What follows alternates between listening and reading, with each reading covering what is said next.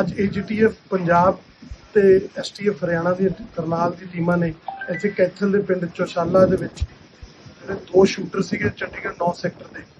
ਜਿਹੜੇ ਚੀਨੀ ਮਰਡਰ 'ਚ ਬ੍ਰੌਡਲਾਈਟ ਮਰਡਰ ਸੀ ਉਹਨੂੰ ਅਨਮਾਸਕ ਕਰਕੇ ਦੋਨਾਂ ਨਾਲ ਇੱਥੇ ਪੁਲਿਸ ਐਕਸ਼ਨ ਹੋਇਆ, ਜਿਨ੍ਹਾਂ ਨੇ ਪੁਲਿਸ ਤੇ ਗੋਲੀਆਂ ਚਲਾਈਆਂ ਤੇ ਰਿਟੈਲੀਏਸ਼ਨ 'ਚ ਉਹਨਾਂ ਨੂੰ ਕਾਬੂ ਕਰ ਲਿਆ ਗਿਆ ਤੇ ਹਸਪੀਟਲ ਭੇਜਤਾ।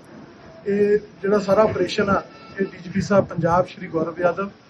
ADG ਸਾਹਿਬ ਸ਼੍ਰੀ ਪ੍ਰਮੋਦ ਮਾਨ, ADG AGTF, DIG AGTF ਸ਼੍ਰੀ ਗੁਰਮੀਤ ਚੌਹਾਨ, ਇਹ ਸਾਰਿਆਂ ਦੇ ਰਹਿਨਮਾਈ 'ਚ ਇਹ ਆਪਰੇਸ਼ਨ ਚੱਲ ਰਿਹਾ ਸੀ ਤੇ ਵਿਦਨ 24 ਆਵਰਸ ਇਹ ਦੋਨੇ ਅਕਿਊਜ਼ਡ ਨੂੰ ਅਨਮਾਸਕ ਕੀਤਾ ਤੇ ਇੱਥੇ ਆ ਕੇ ਅੱਜ ਇਹਨਾਂ ਨੂੰ ਅਸੀਂ ਜ਼ੀਰੋ ਇਨ ਕੀਤਾ। ਜਦੋਂ ਇਹਨਾਂ ਨੂੰ ਫੜ ਲੱਗਿਆ ਇਹਨਾਂ ਨੇ ਅੱਗੋਂ ਫਾਇਰਿੰਗ ਕੀਤੀ ਤੇ STF ਹਰਿਆਣਾ ਕਰਨਾਲ ਦੀ ਟੀਮ ਨਾਲ ਸੀ ਸਾਡੇ, ਜਿਹਨਾਂ ਨੂੰ ਨਾਲ ਲਿੱਤਾ ਗਿਆ, ਜੁਆਇੰਟ ਟੀਮ ਸੀਗੀ ਤੇ ਉਹਦੇ 'ਚ ਅਸੀਂ ਇਹਨਾਂ ਨੂੰ ਐਕਸ਼ਨ ਕਰਕੇ ਅੱਜ ਕਾਬੂ